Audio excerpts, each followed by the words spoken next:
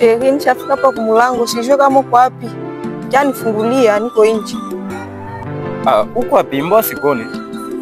Sikuone hata. Ndio huyu huko. Sawa.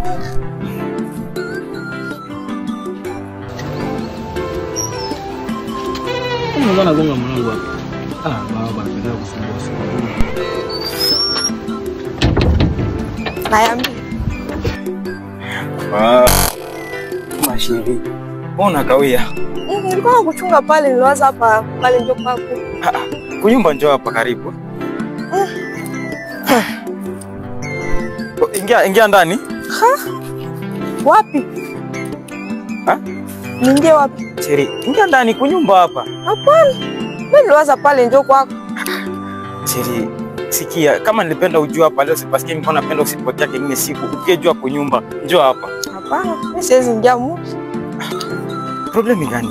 Nyumba saa hii mimi niingie nyumba hivi. Nieleweshe mzuri. Ya iko nyumba mvo wangu, siwezi ingia muzi. Okay? Ndio. Cheri. Donc unanikata leo juu ya nyumba? Ndio. Hii nyumba. Merci. Kama vile ndio Mungu alipenda vikuwe, merci sana. Mara na babangu akaona hii atanicheka.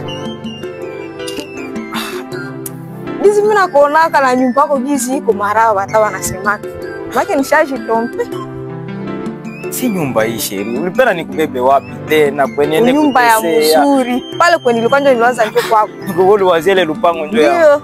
Tuko tunazoea kufikia mimi na wewe. Donc ulipenda mimi niibe juu nikufurahishe juu ya lupango ya batu.